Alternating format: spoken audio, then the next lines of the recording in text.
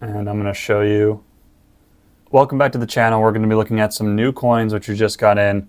All different types of coins, all certified. We have some commemorative coins, some silver dollars, some tone coins, and we have a really special surprise for the end of the video. So stick around and check this thing out. Super rare example.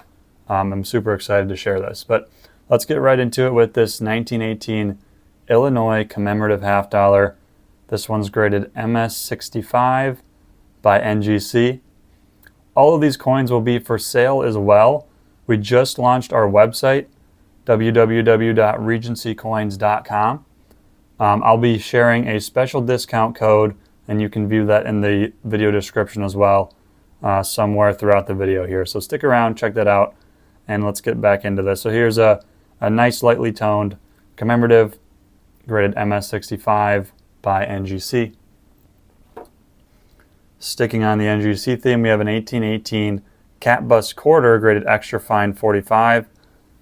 This one's really cool, really original.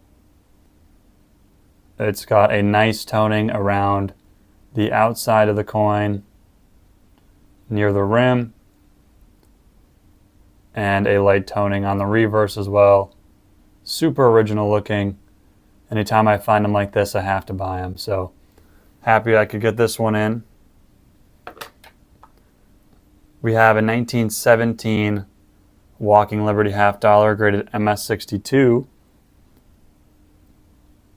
The 1917 Walkers, to me, seem to be a little underappreciated. One of the best eye appeal coins out in the series. They're kind of hard to find without a dark toning on them. This one, I think in the lower grades you can find them. I think a lot of the coins have been dipped to some degree or maybe cleaned. This one has probably been dipped. It looks a little too bright to be fully original, but it's pretty common to find these really crusty and kind of gross looking. So I think it's just a nice example of a type coin. And I'm a fan of these 1917 Walkers. We have an 1878S Morgan and MS66. This is obviously the first year of the Morgan Dollar series. San Francisco mintage, a little bit harder to find the 78S, especially in high grades. It's a conditional rarity in MS67 and higher. So finding one in MS66 is a nice trade-off. This one has a lightly toned reverse, some color up there on the top right of the coin. Nice original reverse, and a pretty nice coin for an MS66. We have a 1939D reverse of 38 Jefferson nickel, graded MS68. This coin's really nice. I actually just tried this one for a crossover at PCGS, and it did not pass, surprisingly. I think the really high grade is just kind of a scary sight for the PCGS grading team. You know, they want to be really careful what coins they're crossing at high grades, especially if they're coming out of NGC holders like this one. I think the coin is actually really nice for a 68. Sometimes you get the NGC holders, you know, and you start questioning the high-end grades, especially in the 67, 68 range. But, I mean, this coin is like, apart from those two marks there in the hair, extremely hit-free, very lustrous, nice color. I'm not surprised that this one ended up in an MS68 holder. Definitely a nice coin and a nice example. We have an NGC graded MS67 Morgan dollar. This one has a nice light toning. Another accurately graded coin in my opinion. The cheek is really clean. It's got like this original obverse toning. I really like the look of this coin, and the reverse actually has a nice blue. I call these blueberry. I don't know. Blueberries might be a little bit darker, but a nice blue reverse with a little bit of yellow in there. And I really like this look. I have an 88S, I think it is, up on the store with very similar reverse toning like this. So I'm a fan of this color, and really there's not a huge premium when you take into account that this is a superb gem, MS67. You know, the percentage premium for a toning especially on the reverse like this, really isn't that high. So I think this is a well-priced coin for an MS67 Morgan, and a nice example of one at that. And for the, actually we got a couple other NGC coins sneaking down there, but the end of that stack, here's a 1909 Lincoln Cent, graded MS66 red brown. This one has a nice light purple/pink toning on it. An attractive coin. The reverse is toned as well. Nice looking coin. Nice first year of issue. Here we have an 1888S in MS64. This one just has a nice original light toning on it. Not a premium color at all. This one's just priced as a normal 1888S. But you can just see, like, this coin's really flashy actually. It's pretty reflective. It's not proof-like, but definitely flashy surfaces. The reverse is really nice and original. Probably sat in an old envelope or old holder for a while. So a nice coin, nice light toning on it. The cheek's really clean, and it's an 88S. We have a 1915 Buffalo Nickel, graded MS67. Just a high-end Buffalo Nickel. Not a super rare date, but harder to find in MS67 quality. So here you go, strong strike. And yeah. We have a 1922D Peace Dollar, graded MS64. This one's in the old PCGS green holder. I like the 1922D date for some reason. Seem to be pretty scarce in higher grades. I've been buying a lot of 22D Peace Dollars recently. I don't know. I just think that they're, especially in like 66 to, I mean, 67s are untouchable for the most part, but a 66, they just look really nice. They have like a flatter, they're not as like lustrous, I guess. This one's pretty lustrous, but they just come like really nice and originally toned. Again, this is not an example of that, but I don't know. I bought a nice 66 Plus recently and sold it, so I guess maybe I'm biased. But here's a 1932S Washington quarter in AU58. A nice semi-key to the series. This one has a CAC sticker as well, light toning. Somebody will likely need this one for their set. Nice coin.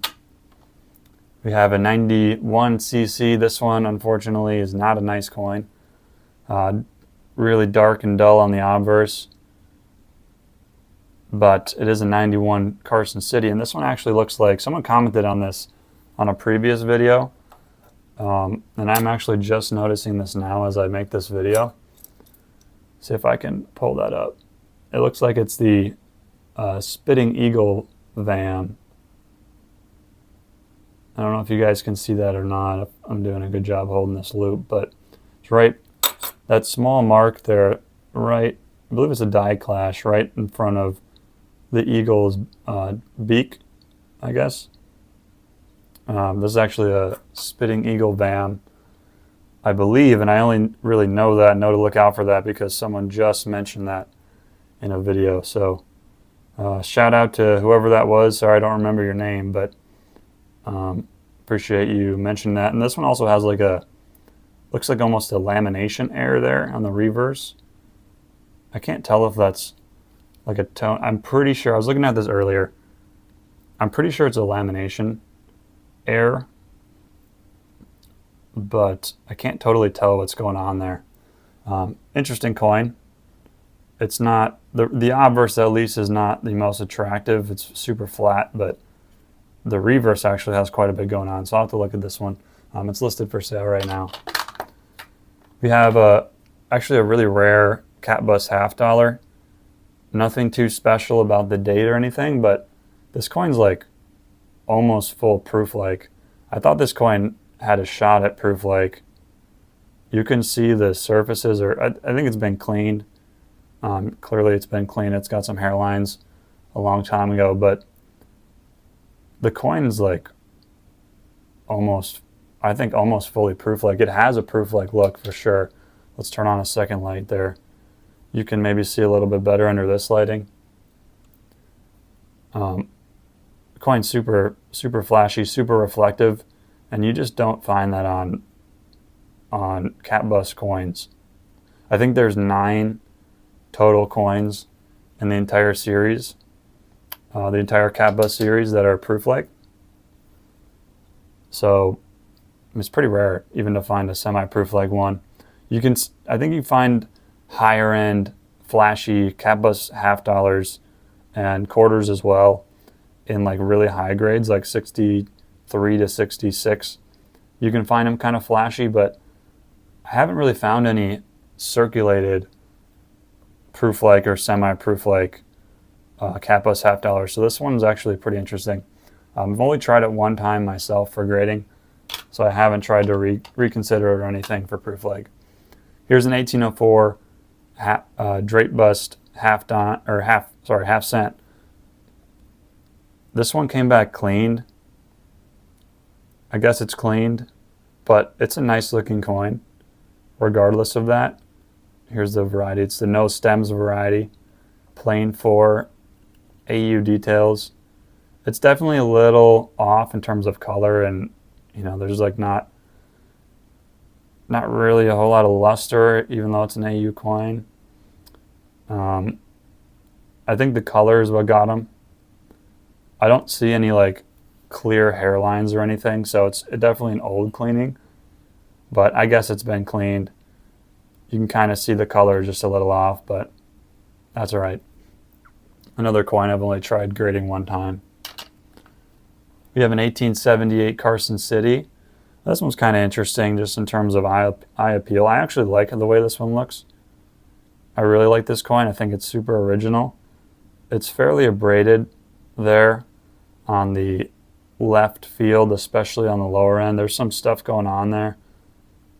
I thought maybe it was like a huge wheel mark or something, but I think it's just a toning pattern over a more reflective coin. The coin is semi-proof-like, but super original, at least the toning, and I really like the crustiness of this coin, whereas I think a lot of people would find this really off-putting. I'm actually a big fan of this one, and I purchased this coin raw and graded it, so maybe I'm a little biased, but this is a nice one, in my opinion. I'll take them like that. Here's a 1921 piece dollar. Looks like the holder's a little off-center, which is kind of weird. This one is obviously the key date to the series. It's got a really clean fields. It's got some marks there on the face.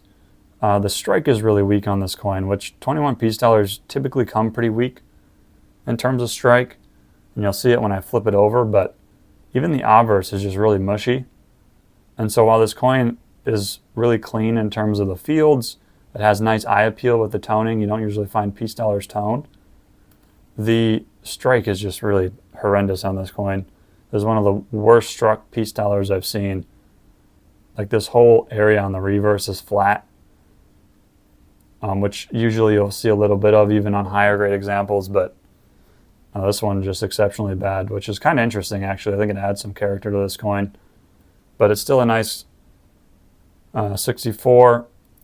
I think the fields are what saved it, very clean, and the toning on the obverse is pretty cool as well. If not for those marks on the cheek, it may have gotten a 64 plus or something. But here's a 1925S piece dollar in MS64. This is another nice MS64. The 25S, obviously, or maybe not obviously, I guess. The 25S, if you're not familiar, is worth quite a bit of money in MS65. It's sort of a conditional rarity. I think the top pop is MS65 plus. I don't think there's any MS66s. So this is like before this coin becomes really expensive. The MS64 coin is fairly attainable. Even in 64 plus, the price jump is pretty big. And this is the nice textbook 64. Just looking at the coin, it's got that mark there, that pretty heavy mark in the left field. Other than that, I mean, there's just like a little bit of light marks, and then this cut there on the eagle I think this coin would have been a 5 if not for those marks that I just mentioned. The reverse is really nice. This is one of the more strongly struck 25S piece dollars I've seen. Just got that cut there on the wing, and then some pretty heavy hits there. Otherwise, this coin probably would have gotten a shot at a 4 plus or a 5, but really still a nice 64.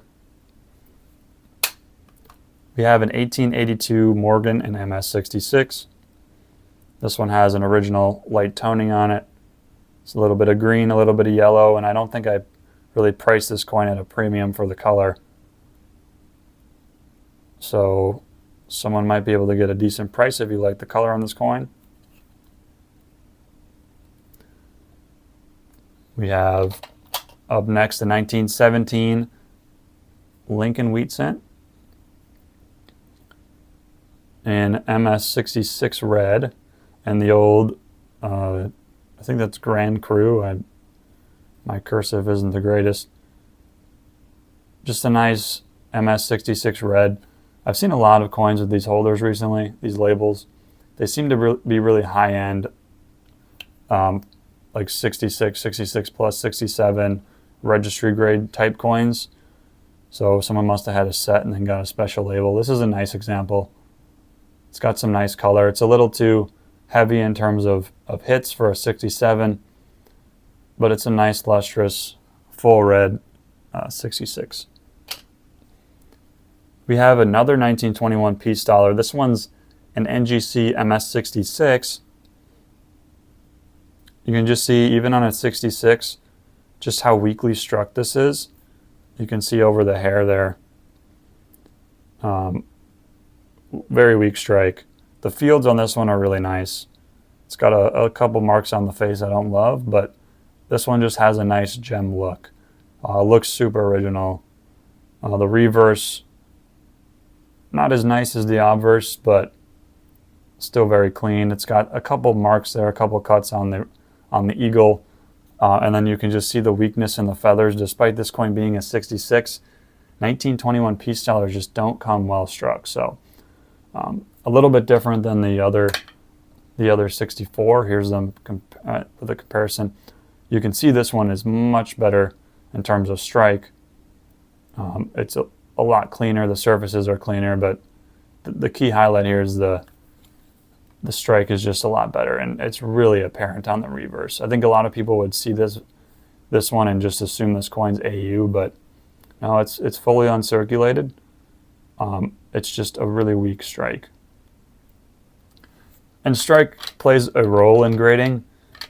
Obviously the people grading are more of experts on grading than I am, but in my coin opinion, if you're talking coin politics, I think too much emphasis is put on strike. I think that should be looked at as it's more of a mint process, sort of as made. And I think that a weakly struck coin should still be eligible for really high-end grades. In some cases they are, but I guess it's coin by coin and case dependent. When you really have super weak strikes, it tends to net the coin a much lower grade. That's just my 2 cents. The 1913 Type 2 Buffalo Nickel and MS64. This one has a light toning on it. A nice example of a type coin. Not too expensive either. And to finish it out before we get to this thing, we got a 1916D Buffalo in AU58. This is a nice original type coin as well. Slightly better date. And an AU58, so it's an everyman set if you're putting together a high-end circulated registry grade. And now we have, honestly, something I've been wanting to pick up for a long time. They're super hard to find. I'm going to guess that a lot of people, if they're not experienced collectors or dealers, will never have even seen this. You may have heard of one, but to find one is, and I guess to own one is just really scarce. These don't really exist, and they certainly don't exist for sale in high amounts. And I'm going to show you. This is a PCGS Regency holder. I thought it was fitting for Regency Coins to own a PCGS Regency holder. PCGS.com has a really nice website explaining a little bit more about all the different holder types, but they have a little bit of information on the Regency holders. This one houses the 1995W Proof Silver Eagle, and the 1995W Proof Silver Eagle is actually quite a rare modern coin on its own. It's sort of the key date of Silver Eagles. And so this was just a really nice match. I used to do a lot of modern coins, so I wanted to pick this one up, being the Regency name and the fact that it's a nice modern coin. The 95W Silver Eagle is probably my favorite Proof Silver Eagle.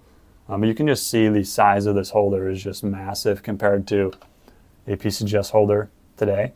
And so apparently, according to the website, PCGS's website, which does have, I'll try to include a link or something to their website.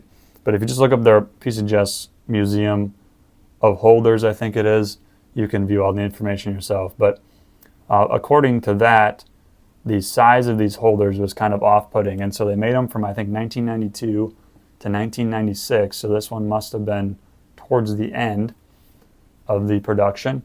I think a lot of people just opted out. I think you had to specify. There was an exhibit at the ANA coin show a few years ago I saw, and it explained all this. I should have taken a picture. If anyone has any resources on that, that would be appreciated if you could link it below. But I think you had to fill out a separate form and pay a separate fee to get a Regency holder. So it's kind of like a special label sort of deal. And apparently only 700 or so are estimated to have been made in that 4-year period. And about half of them are Israeli coins from a hoard or a collection. So finding US coins, finding modern coins specifically, and 1995W Silver Eagles at the end of the Regency sort of era with PCGS is really cool. I'm super happy to find this one. Make sure to use the code TAKE10 if you guys are interested in any of these coins on our website, regencycoins.com. That code will take 10% off any purchase on our website exclusively, www.regencycoins.com. Thanks so much for watching, guys. I hope you enjoyed these, and I hope you enjoyed the Regency holder. Yeah, let me know what your favorite coin was in this video in the comments. Please like, comment, and subscribe. And thanks so much. Have a good rest of your day.